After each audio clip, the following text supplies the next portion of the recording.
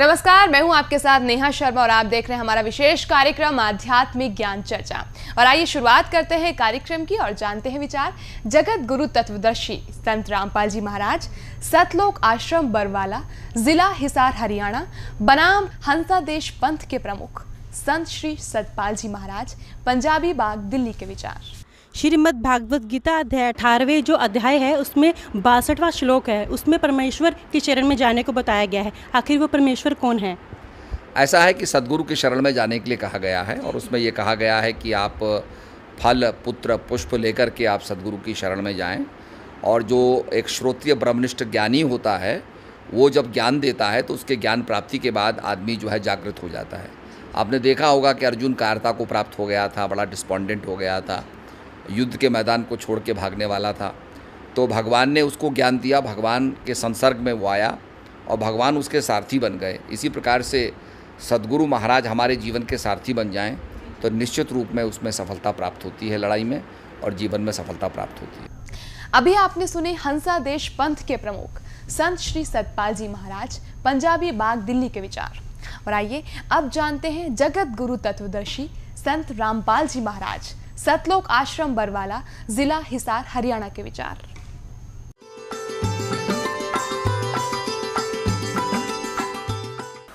सतगुरुदेव की जय। बंदी छोड़ कबीर परमेश्वर जी की जय। बंदी छोड़ गरीबदास जी महाराज जी की जय। स्वामी राम देवानंद जी गुरु महाराज जी की जय हो।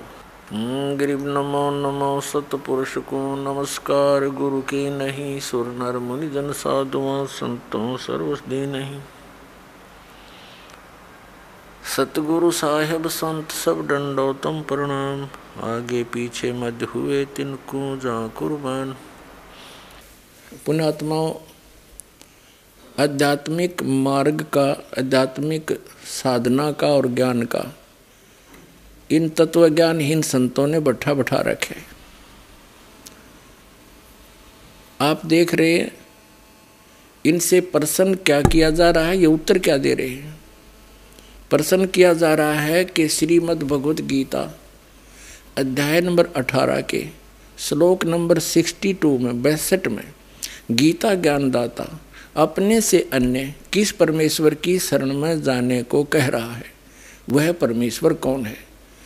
और उत्तर दे रहे हैं महाराज जी क्या कि सतगुरु की शरण में जाने को कहा है। अरे भले आदमियों, ये तो ऐसा ज्ञान दे रहे हैं। प्रश्न कुछ होता है, उत्तर क्या देते हैं। जैसे एक समय एक किसान का पुत्र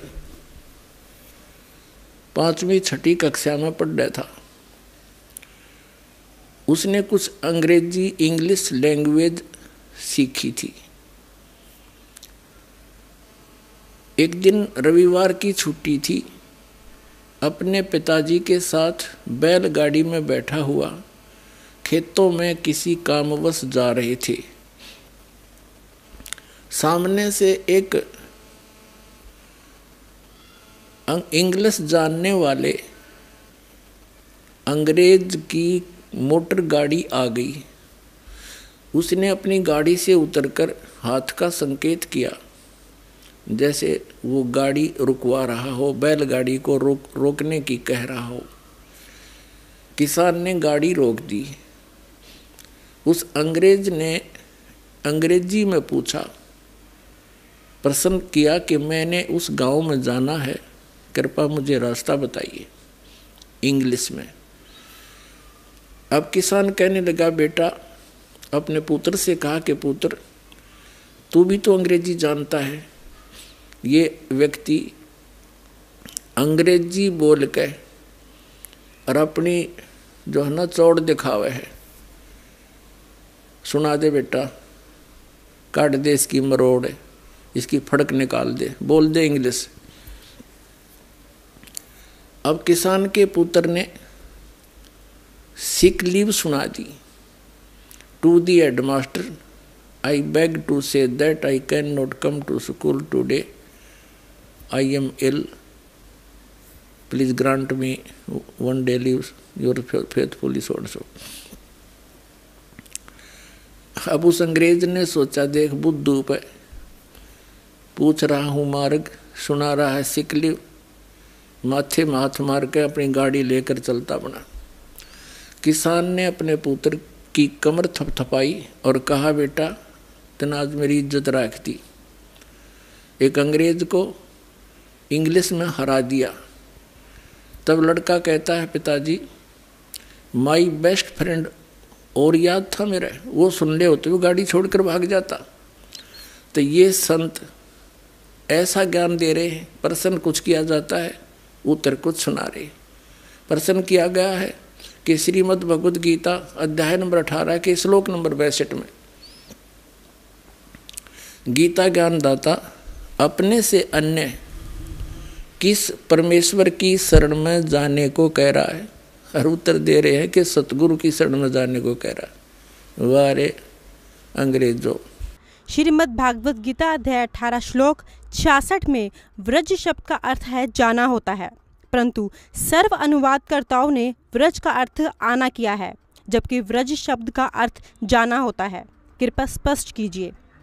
ये पूरा श्लोक अध्ययन करने के बाद ही इसमें मैं स्पष्टीकरण दे पाऊंगा कि पूरा श्लोक क्या है, उसका क्या किस कंटेक्स्ट में वो बात कही गई। तो क्योंकि कोई चीज़ आती है, जब वो जाती है तभी वो आती है, आना और जाना लगा हुआ है, तो उसका अनुसंधान करने के बाद ही कुछ मैं कह पाऊँगा। सर ये पूरा श्लोक है, सर्वे धर्मान प्रीताज माम एकम शरणम व्रज अहम तवा सर्वे पापे भामुक्षामि मासुच। इसका जो श्लोक बताया गया उसमें भगवान ये कहते हैं कि तू सब धर्मों को त्याग करके मेरी शरण आ जा, मैं तुझे सब पापों से मुक्त कर दूंगा। ये भगवान ने जो ये चर्चा की और श्लोक के अंदर कहा, ये अपने आप में बहुत ही महत्वपूर्ण श्लोक है।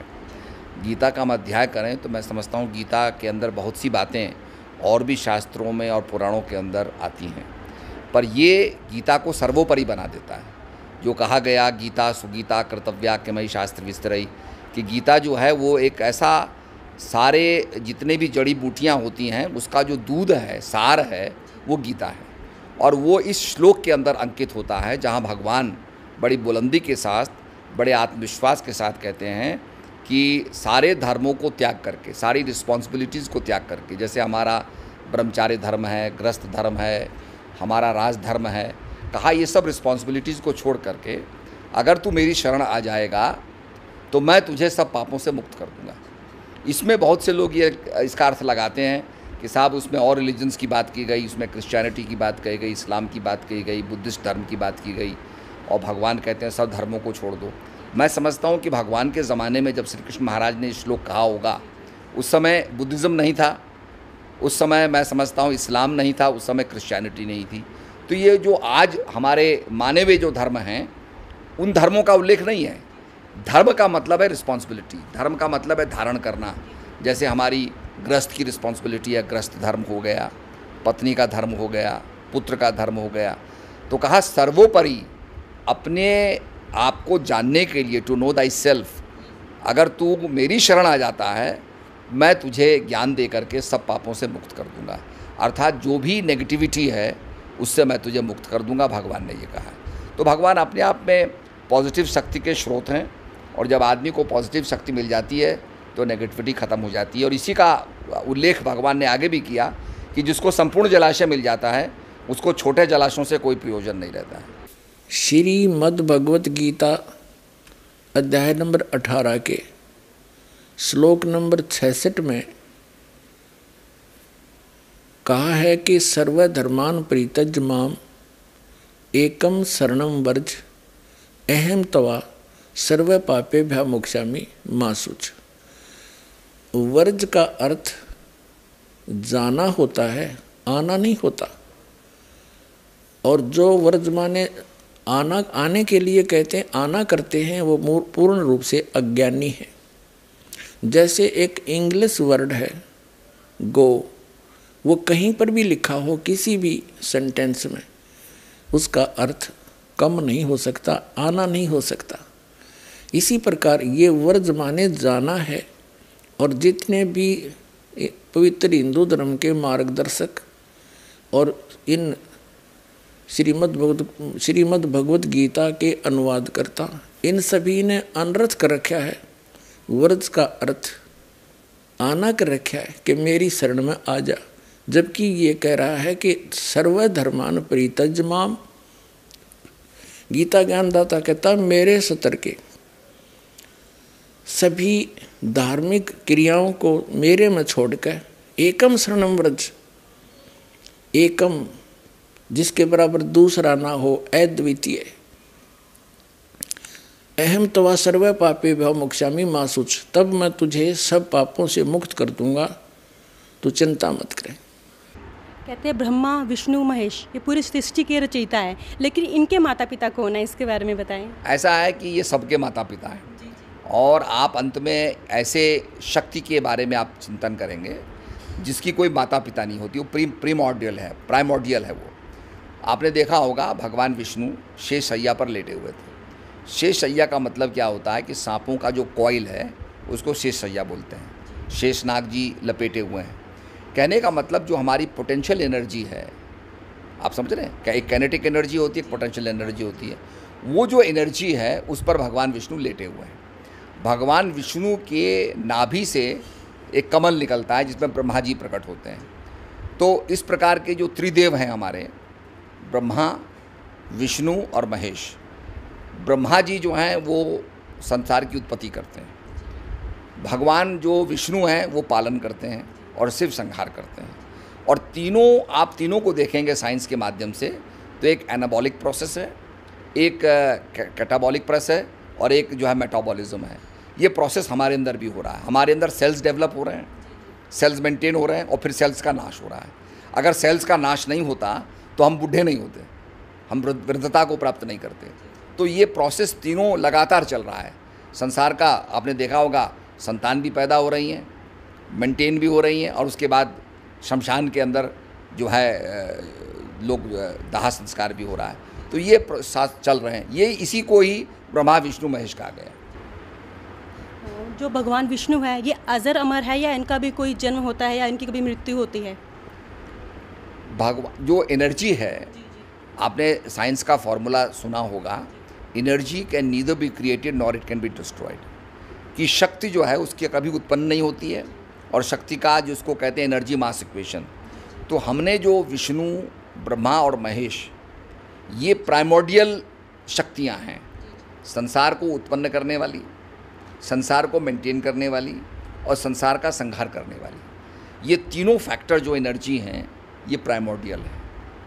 इसकी कोई शुरुआत नहीं होती, ये तो हमेशा थी। रचना का भी आपने देखा होगा कि जब कहीं ज्वालामुखी फूटती है और वहाँ पर सब कुछ समाप्त हो जाता है, वहाँ पर भी कहीं ना कहीं आपको लाइफ मिलेगी, कहीं ना कहीं लाइफ मिलेगी। समुद्र के नीचे तलहटी में हज़ारों फीट नीचे, जहाँ बिल्कुल रोशनी भी नहीं है, और ये वैज्ञानिक कल्पना करते थे यहाँ कोई लाइफ नहीं होगी, वहाँ भी एक ऐसी मछली है जो बिना सूर्य के प्रकाश के पैदा होती है, वहाँ भी जीवन है। तो कहने का मकसद ये है कि वैज्ञानिक रिसर्च करेंगे तो मैं समझता हूँ और भी जगह पाएंगे कि लाइफ है। तो लाइफ अगर है तो लाइफ के अंदर क्रिएशन का, सस्टेनेंस का और डिस्ट्रक्शन का ये फिनोमेना होगा, और ये तीनों इनहेरेंट हैं। अनादिकाल से ये तीनों चलती चली आ रही हैं ये चीज़। महाराज जी, क्या ब्रह्मा विष्णु महेश अजर अमर हैं, अविनाशी? मैंने आपसे खुद ही कहा ना, जब आपने क्रिएशन की बात की है, तो क्रिएशन के अंदर तो सृष्टि बनती रहेगी, सस्टेन होती रहेगी और समाप्त होती रहेगी। ये फिनोमेना इटर्नल है। इनका कोई जीवन काल भी है? हमारा इनका कोई जीवन काल नहीं है, ये अनंत है। मैंने आपसे पहले कह दिया। श्री सतपाल जी महाराज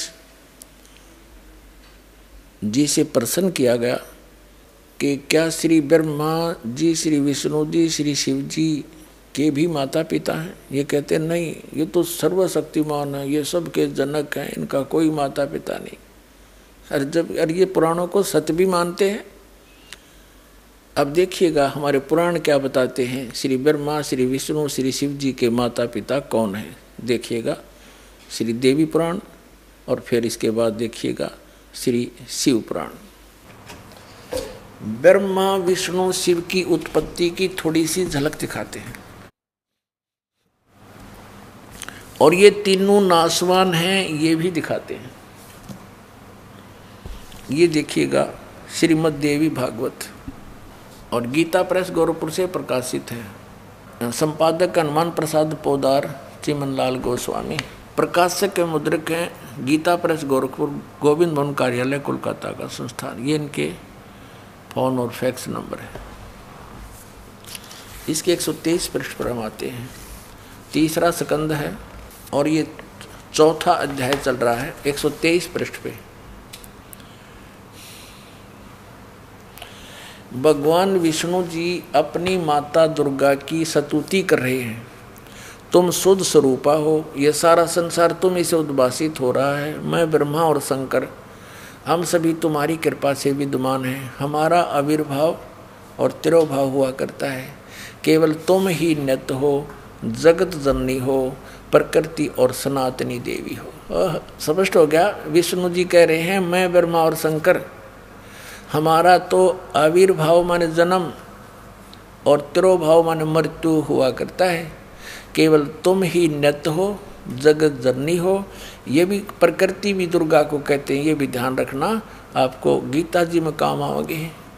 और सनातनी देवी हो। भगवान शंकर बोले देवी यदि महाभाग विष्णु तुम्ही से प्रकट हुए हैं तो उनके बाद उत्पन्न होने वाले ब्रह्मा भी तुम्हारे बालक हुए। फिर मैं तमोगुणी लीला करने वाला शंकर क्या तुम्हारी संतान नहीं हुआ? अर्थात मुझे भी उत्पन्न करने वाली तुम ही हो शिवे। संपूर्ण संसार की सृष्टि करने में तुम बड़ी चतुर हो। अपने आत्माओं ये तो एक सदग्रंथ तो वन है। वन हमने जितनी जड़ी की जरूरत है वो निकाल लेंगे, औषधि बना लेंगे। बाकी वन का हम क्या करेंगे ये देखना, वो औषधि निकाल रखिए। इस संसार की सृष्टि, स्थिति और संहार में तुम्हारे गुण सदा समर्थ हैं। इन्हीं तीनों गुणों से उत्पन्न हम रजगुण ब्रह्मा, सतगुण विष्णु, तम गुण शिव जी, ब्रह्मा विष्णु शंकर नियमानुसार कार्य में तत्पर रहते हैं। अपने आत्माओं इस पवित्र देवी पुराण के इस थोड़े से विवरण में कितने कंसेप्ट क्लियर कर दिए? 5। नंबर 1 तो ये हो गया कि ब्रह्मा विष्णु महेश नाशवान है। दूसरा ये हो गया कि इनकी जन्म मृत्यु होती है। तीसरा ये हो गया कि दुर्गा इनकी माता है। और चौथा ये हो गया कि प्रकृति भी दुर्गा को कहते हैं। और 5वां ये हो गया कि रजगुण ब्रह्मा, सतगुण विष्णु, तमगुण शिव जी। और छठा ये हो गया कि ये केवल नियमित कार्य ही कर सकते हैं। जिसका जैसा कर्म है उतना ही दे सकते, उसमें कोई परिवर्तन नहीं कर सकते, ना घटा सकते ना बढ़ा सकते। तो ये 5 कंसेप्ट क्लियर हो गए। चाहे न 6 कह लो, क्योंकि दुर्गा इनकी माता है, इनका जन्म मृत्यु होता है। और ये अविनाशी नहीं, जन्म मृत्यु होता है तो अविनाशी भी नहीं है, तो इसको हम एक ही गिन लेते हैं। तो ये 5 कंसेप्ट क्लियर हो गए थोड़े से विवरण में। अरे 5500 वर्ष हो गए इनको कागज पर लिखे हुए को, इन सदग्रंथों को। और आज तक ये हमारे धार्मिक गुरु ये नकली कख नहीं बता सके, हमारे को उवा बाई बकते हैं। तो पुण्यात्माओं, आप जी को सत्संग प्राप्त नहीं हुआ। क्या कारण रहा कि हमारे जो धर्म गुरु थे वो संस्कृत अवश्य जानते थे, लेकिन अध्यात्म ज्ञान शून्य था उनका। वे तत्व ज्ञानहीन थे और हैं अभी तक। हमारे धर्मगुरु कौन हैं? आचार्य, शंकराचार्य और अन्य मंडलेश्वर, ये सब हमारे धर्मगुरु हैं। पुण्यात्माओं, आध्यात्मिक मार्ग का, आध्यात्मिक साधना का और ज्ञान का इन तत्वज्ञानहीन संतों ने बैठा रखे। आप देख रहे हैं इनसे प्रश्न क्या किया जा रहा है, ये उत्तर क्या दे रहे हैं?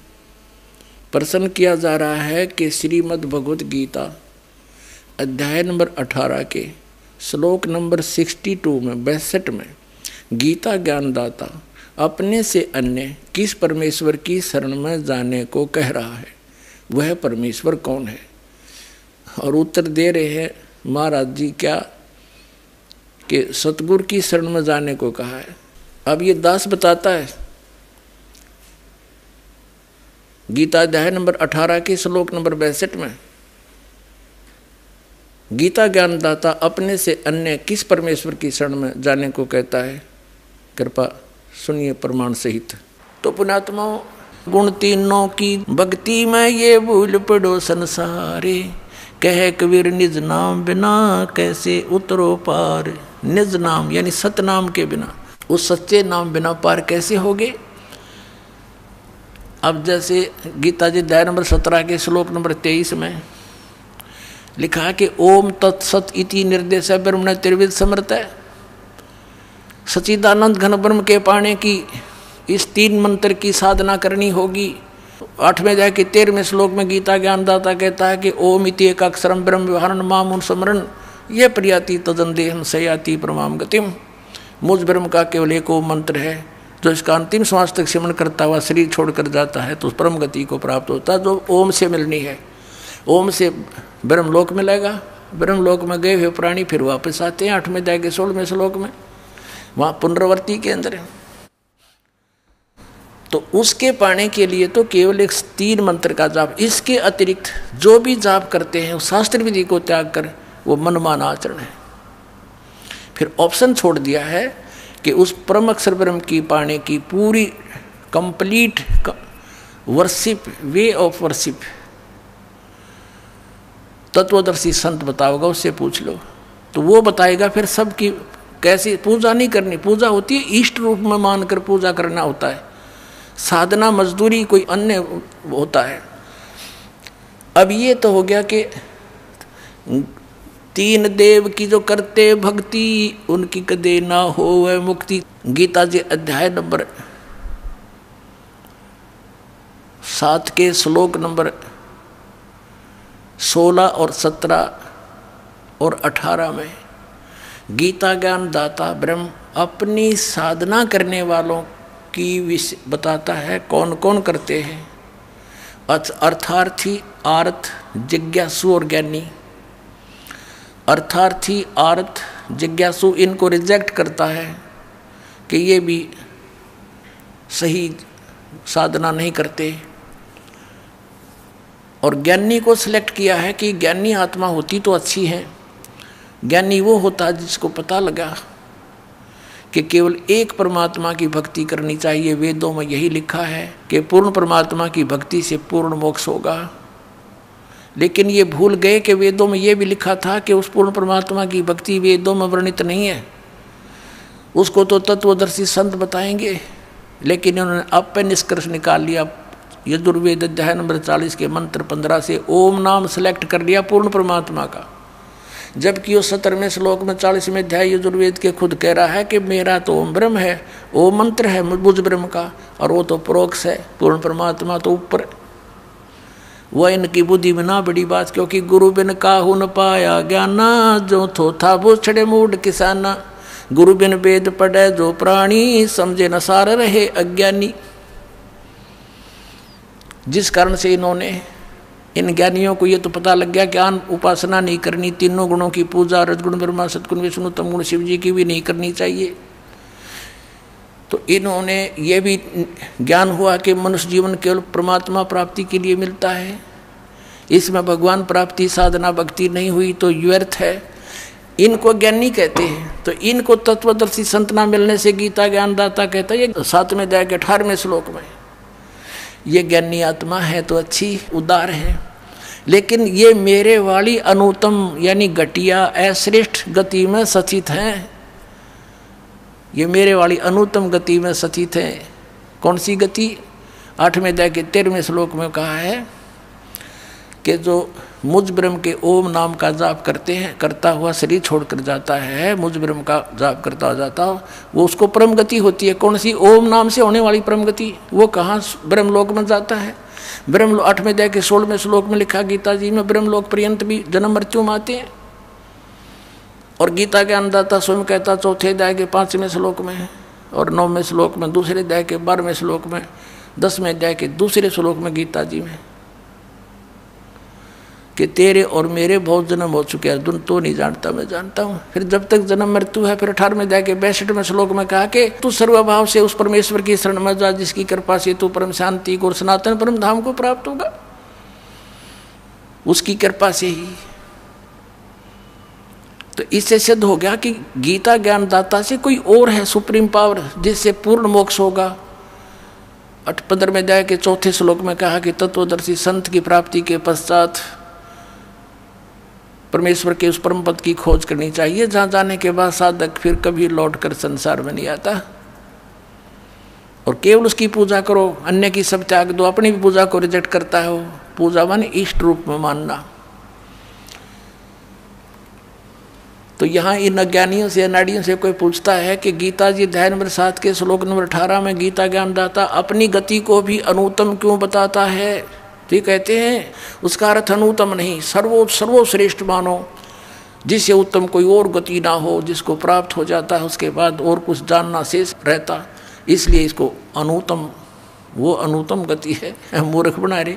4ठी कक्षा के बालक ने पूछ ले, अगर इससे अधिक अच्छी कोई श्रेष्ठ गति नहीं होती, इनकी बात मान ले, तो ये 18वें अध्याय के 62वें श्लोक में कह रहा है कि उसकी शरण में जा, सर्वभाव से उस परमेश्वर की शरण में जा, जिसकी कृपा से तो परम शांति को प्राप्त होगा।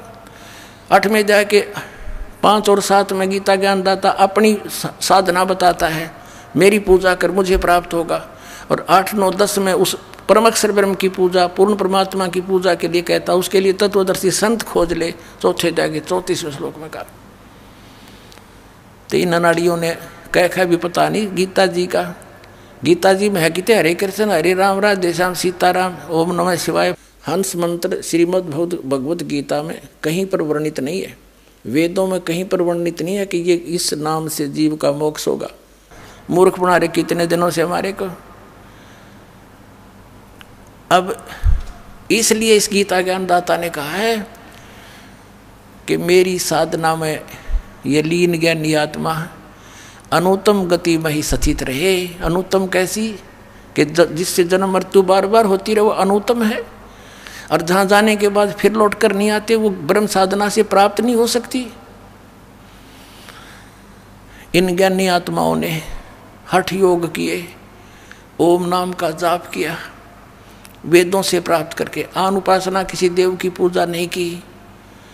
और ब्रह्मा जी को जब ये कमल के फूल पर बैठा था, वहाँ सचेत हुआ, इसको बेहोश करके कोमा में रखा हुआ था, वहाँ सचेत कर दिया कमल के फूल पर बैठा के।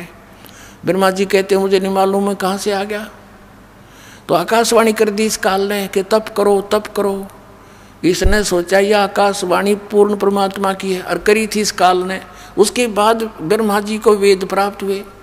वेदों में कहीं पर भी हठ योग तप योग करना नहीं लिखा।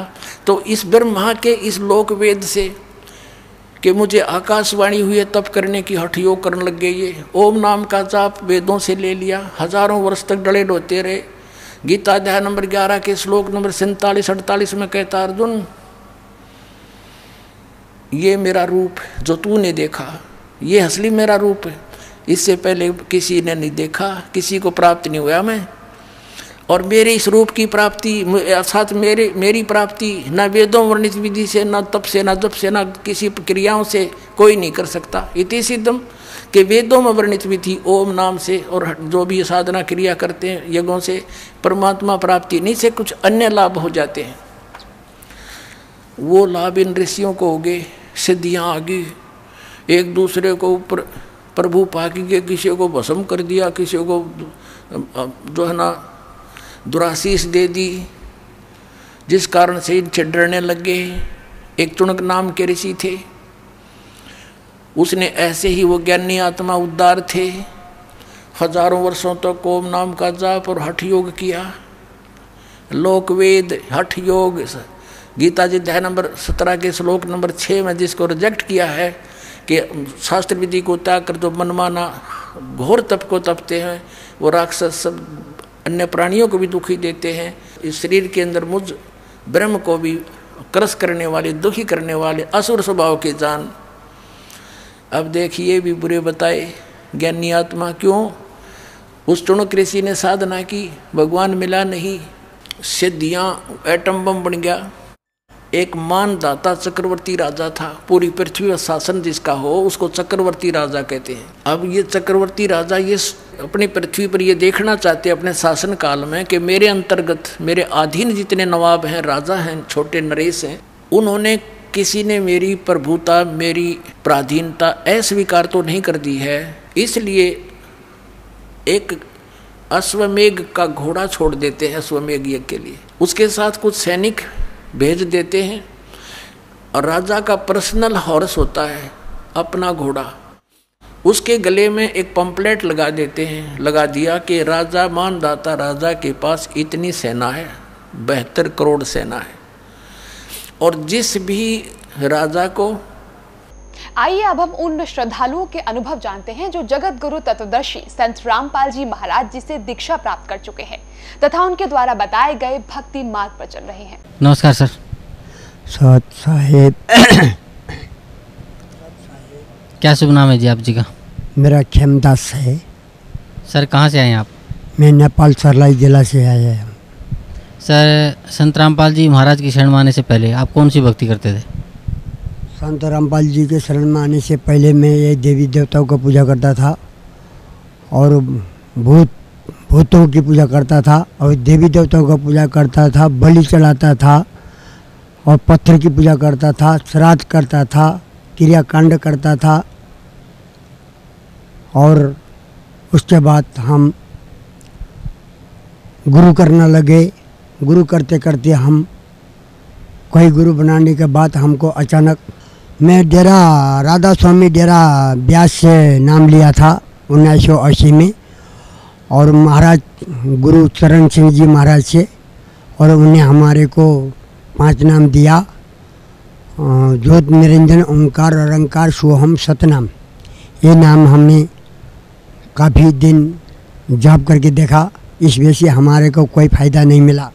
1980 से हम 2006 तक हमने इनका नाम जपा, हमारा कोई फ़ायदा नहीं हुआ। हमारा अशांति और रोग बीमारी हमारा बराबर कोई परिवर्तन नहीं हुआ।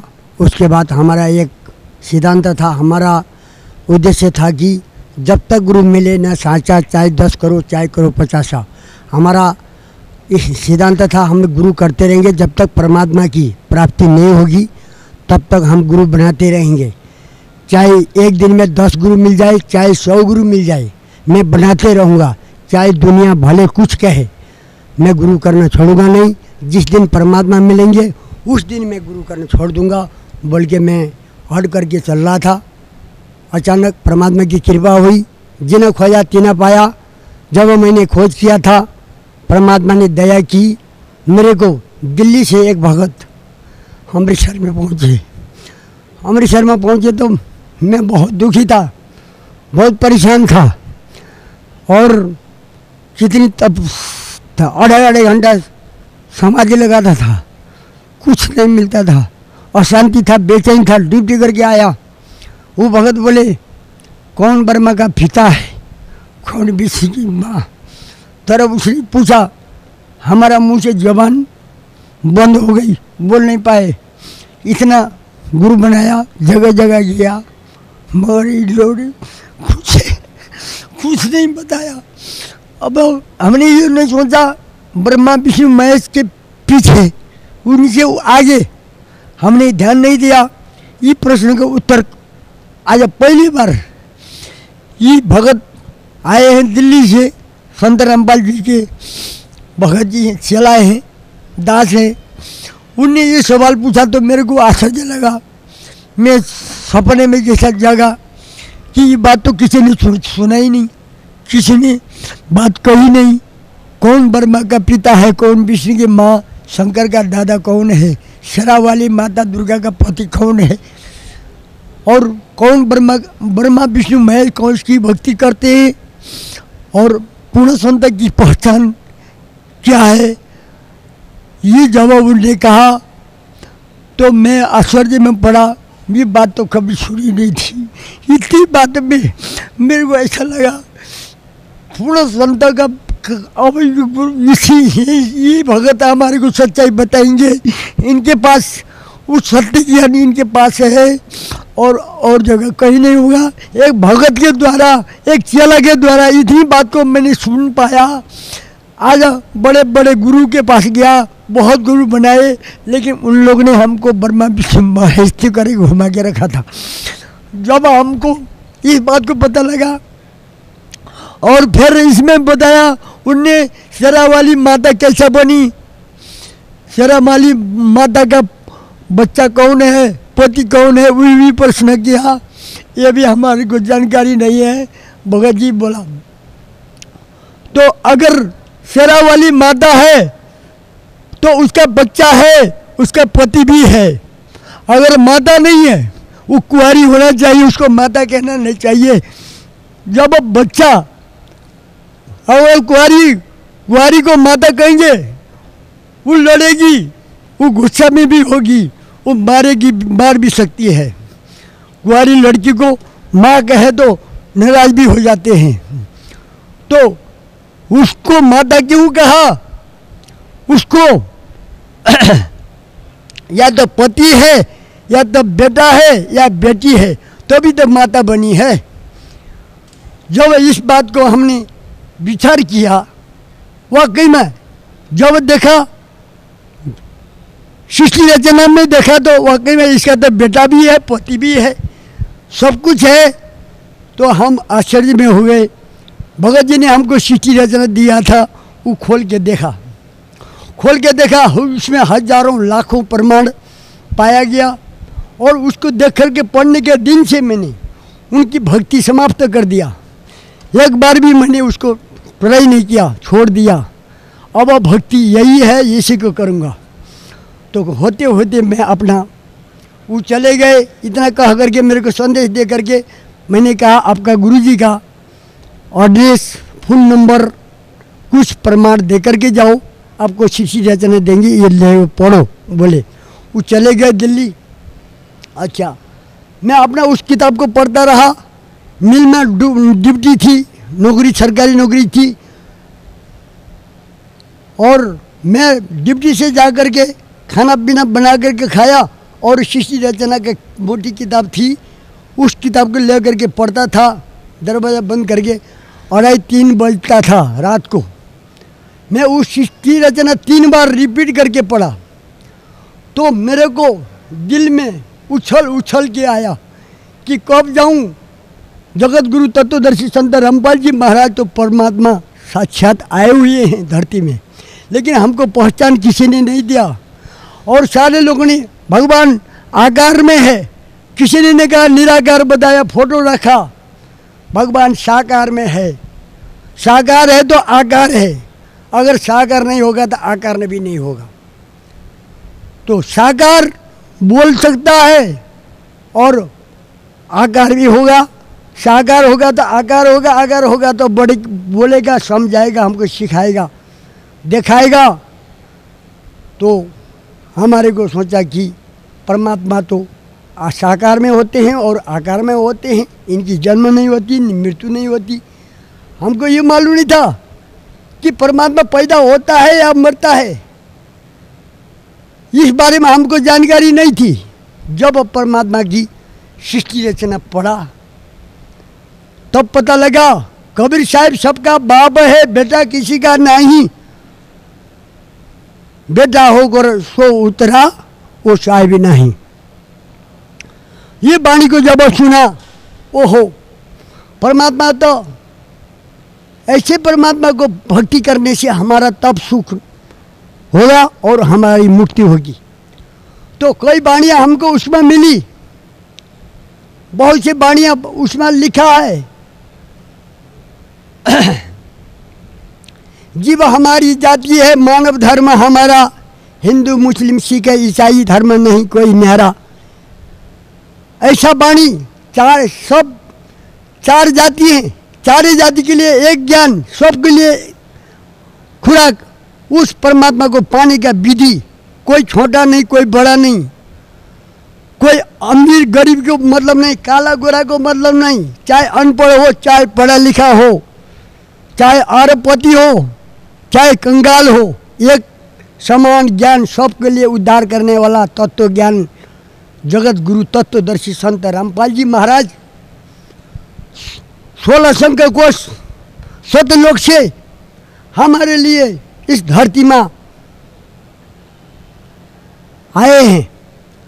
हमारे लिए, हम भक्तों के लिए या काल के जाल में फंसे हुए के लिए तारने के लिए, उद्धार करने के लिए मानव का जीवन लेकर के आए हैं। मानव को समझाने के लिए मानव का रूप बना करके मानव जैसे बोल करके हमको दिखलाते हैं और सिखलाते हैं। परमात्मा ने हजारों प्रमाण दिया। परमात्मा ने देवी देवा ठाड़े भये हमको ठोर बताओ, जो मुझ कबीर को पूजे नहीं उनको लूटो खाओ। माई मचानी सिर शीतला भैरव भूत हनुमंत, साहिब से दूर रहे जो इनको पूजनता। पूजना किसको चाहिए? पूर्ण परमात्मा को, कभी पैदा न हो कभी मरता न हो, उसकी भक्ति करना चाहिए। वो कहाँ है, कैसा है, कहाँ से आया है, कहाँ रहता है, उसका धाम कहाँ है? वो पूर्ण परमात्मा है। वो आज वर्तमान मौजूदा इस चोले में, मौजूदा वर्तमान चोले में आज बर वाला आश्रम माँ जगत गुरु तत्वदर्शी संत रामपाल के रूप में आज विराजमान है। लेकिन हमारा भक्त समाज को हमने बहुत समझाने की कोशिश की, बहुत सीढ़ी चक्का दिखा रहे हैं और ज्ञान गंगा दे रहे हैं, बहुत कुछ करके इंटरनेट से, टीवी से, अखबार से, हर तरह से हमने परमात्मा ने उसको सेवा लगा रखी है। लेकिन कोई भाग्यशाली जीव तो आज आ रहे हैं, कोई लोग सो रहे हैं, मस्त सो रहे हैं। उन लोगों को बड़ी बड़ी कोठी दिखाई दे रही है, पढ़ाई दिखाई दे रही है, बच्चों को पढ़ा लिखा करके ऊपर लेके जाना है। संत रामपाल जी महाराज की शरण में आप कैसे आए? संत रामपाल जी को शरण में मैं तो बहुत परेशान था, दुखी था, खोज कर रहा था। खोजते खोजते नेपाल में तो मूर्ति पूजा और देवी देवता के पूजा बोली के से अलावा कुछ नहीं मिला। हमने नेपाल छोड़ के इंडिया, भारत, पंजाब, अमृतसर में आए। वहाँ आए तो पता लगा पूर्ण परमात्मा सतलोक आश्रम हरियाणा बरवाला में है। तब आया पता लगा, आकर के हमने दीक्षा मंत्र लिया करौता आश्रम से। करौता आश्रम से लिया तो तब पता लगा संत रामपाल जी महाराज साक्षात पूर्ण परमात्मा हैं। तब हमने उपदेश लेकर के नेपाल चले गए। घर में जा कर के हमने संदेश दिया और यहाँ से गुरुदेव से कह करके, परमात्मा से कह करके हमने, परमात्मा मैं सेवा करूँगा आपकी, आप मेरे को दया करो, मैं प्रचार करूँ नेपाल में। नेपाल में तो ऐसा बीज है नहीं, तत्व ज्ञान, वहाँ तो अंधकार छाया है, वहाँ तो बहुत जुल्म है, वहाँ तो मांस मच्छी अंडा शराब का बहुत जुल्म हो रहा है। भगवान की पूजा तो करते नहीं, करते हैं तो मूर्ति की पूजा करते हैं, बलि चढ़ाते हैं भगवान के लिए। तो हम बहुत परेशान हैं। परमात्मा अगर आप कृपा करें तो इस दास को सेवा दिया जाए। तो परमात्मा ने, बेटा अगर प्रचार करना चाहता है तो कर लो। परमात्मा ने कहा, परमात्मा ने कहे, और परमात्मा ने भक्त सोमवीर थे उनको बुलाए। ये नेपाल का भगत है, अगर ये प्रचार करना चाहते हैं तो जितना सामान ले जाए इसको खुला दे दो, इनसे पैसा नहीं लेना। परमात्मा कहे और कार्टन में पैक करके मेरे को दिए और मैं लेकर के यहाँ से चला गया। जाते जाते बीच में रास्ते में पुलिस वाले ने मेरे को पकड़ा। ये सामान कहाँ से लाया, कैसे लाया, क्या है? खोल के देखा, सारा खोल के बहुत सारा देखा। वहाँ वो हैरान हो गया। मैंने कहा ये प्रचार के लिए लाया हूँ। करौता आश्रम में जगत गुरु तत्वदर्शी संत रामपाल जी महाराज परमात्मा के रूप में आए हुए हैं। उनका दास हूँ मैं, उनका शिष्य हूँ। मैं ये प्रचार के लिए लेके आया हूँ। अगर आपको चाहिए तो एक किताब, एक कैलेंडर ले सकते हैं तो दो। बोला एक कैलेंडर, एक किताब दिया और उसने छोड़ दिया। वो पैक करके फिर मैं आगे चला गया। जाते जाते रक्सौल में गया। रक्सौल में भी उन लोगों ने भंसार में, अब भंसार था, पुलिस वाले थे, उन लोगों ने भी खोल के चेक जांच किया। फिर वहाँ भी हमने ये प्रचार का सामान है, मैं करौथा आश्रम से लाया हूँ, मैं गुरुदेव का भगत हूँ, चला हूँ, और मैं प्रचार के लिए लाया हूँ, अपने गांव घर में बांटने के लिए। ये खरीद के नहीं लाया, परमात्मा ने फ्री दिया है, आप भी फ्री लो। एक एक किताब, और किसी को चक्का दिया, सीढ़ी चक्का था उस टाइम में, DVD नहीं थी, सीढ़ी चक्का एक एक करके बांट दिया, 8-10 वहाँ बांट दिया, 2-4 किताब दिया, कैलेंडर दिया, और उसके बाद में घर चले गया। घर में जा कर के और मैंने कहा, बच्चे ने बोला कि ये क्या लाया है? अरे ये प्रचार का सामान है, तुम लोगों को इस बारे में जानकारी नहीं है, मैं फिर बताऊंगा पीछे। अरे ये क्या काम है, इतना तुम गधे की तरह भारी चुक करके आते हो, और लाने वाला चीज़ लाया नहीं, और किताबें लेके आ रहा है ढेर सारा। ये बोला, चल तेरे को क्या लेना है, ये अभी चुप करके बैठ जा, मैं तेरे को बाद में कहूँगा। फिर मैंने इधर उधर दे देना लगा, गांव में घुमा, सीढ़ी चक्का, किताब, किसी को सीढ़ी दिया, किसी को किताब दिया, किसी को क्या दिया। तो कोई एक भाई ने बोला, अरे तेरे किताब में पढ़ा तो हमारा ब्रह्मा विष्णु महेश को बहुत कुछ कहा है, ये किताब पढ़ने मन नहीं लग रहा है, ये ले तेरा किताब, ले आके मेरे को दे दिया। चलो ठीक है, आपको पढ़ना मन नहीं है तो कोई बात नहीं, दो। फिर मैंने उसको संभाल के रखा।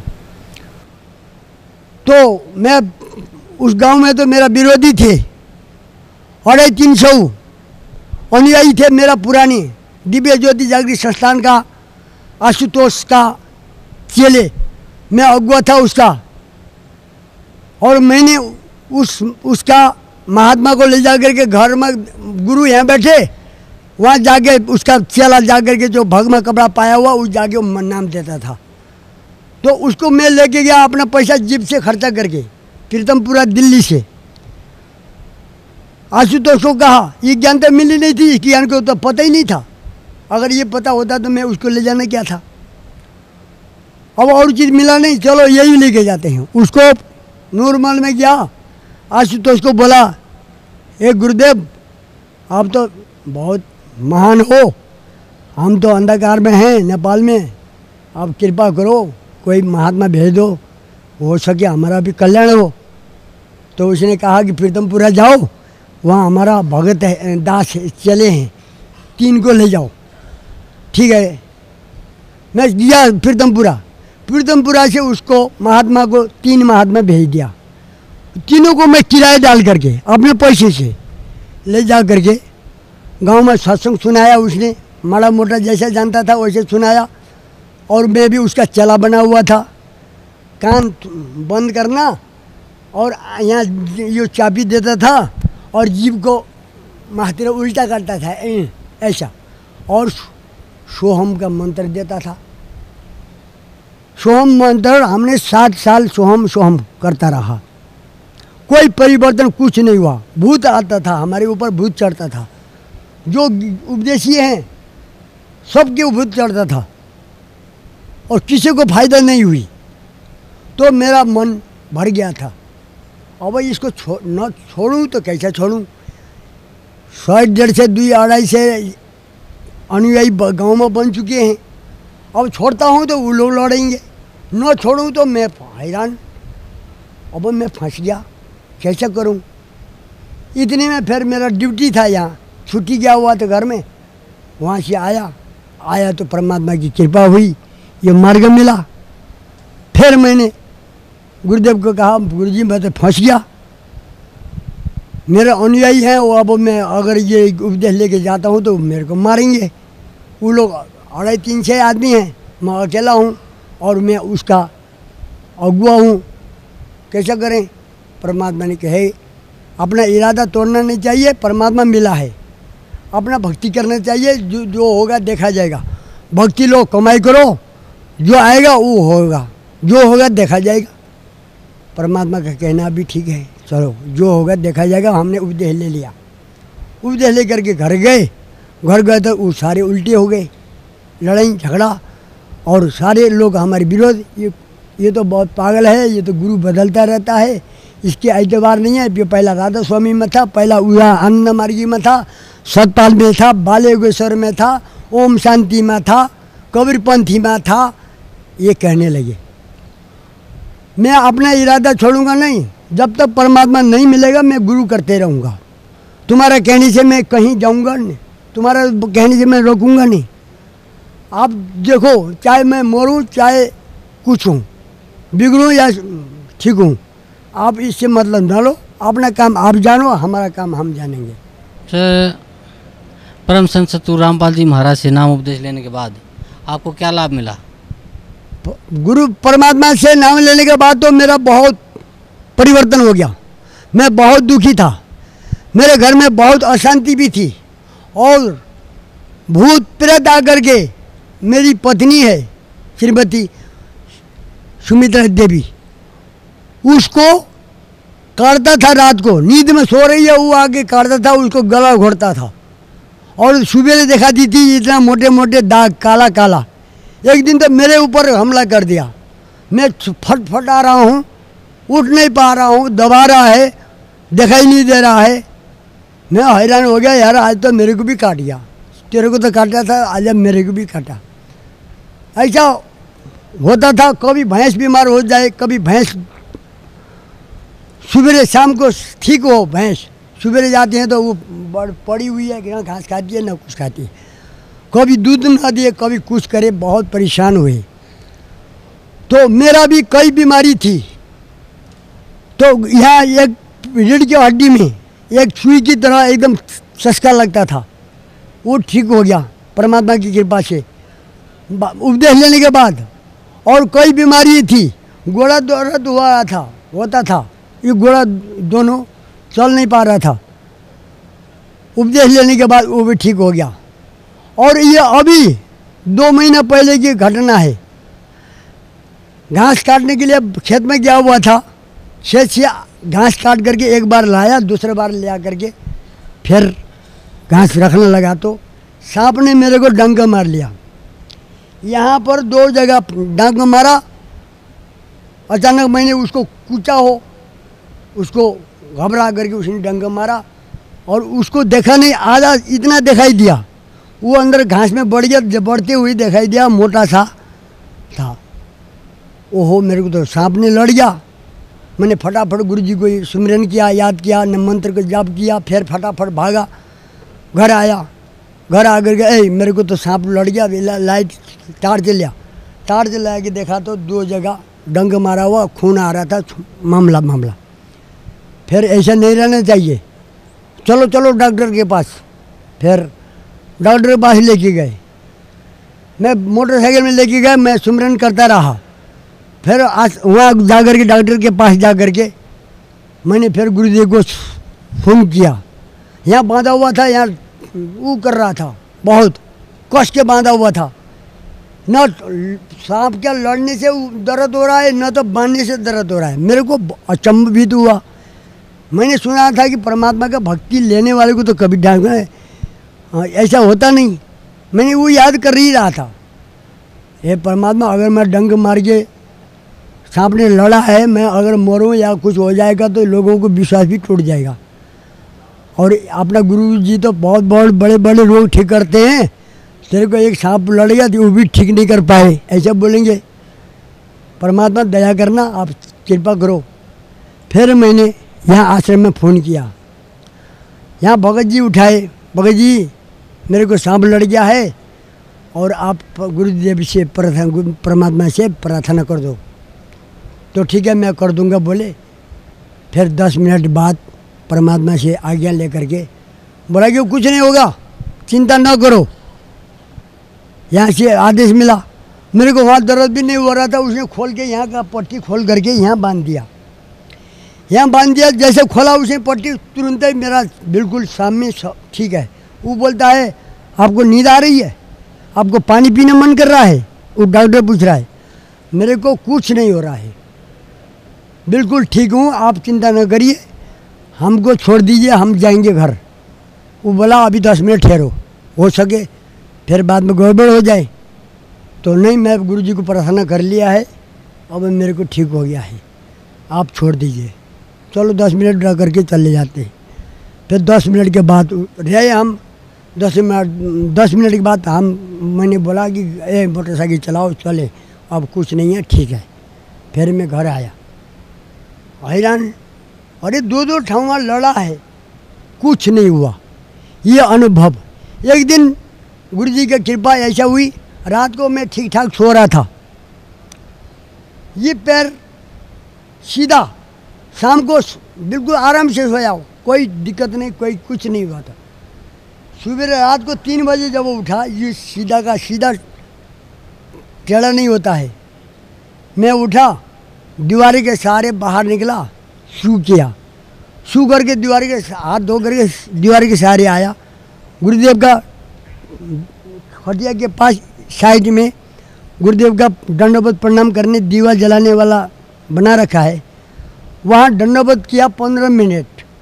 परमात्मा मेरे से भूल चूक हो गई होगी, क्षमा चाहता हूँ, मैं बच्चा हूँ आपका, आप कृपा करो, इस दास को दया करो परमात्मा, मेरे से भूल चूक हो गई होगी, आप ठीक कर दो परमात्मा। 15 मिनट में मेरा पैर ये का तेज जैसा ये था ठीक वैसे ये ठीक हो गया। हे परमात्मा, आप तो ये मेरे को अनहोनी कर दिया आपने, मैं तो अचंभित हो गया परमात्मा। फिर मैंने परमात्मा का शुक्र मनाया। ऐसा होता रहा और परमात्मा के लिए हमने प्रचार के लिए।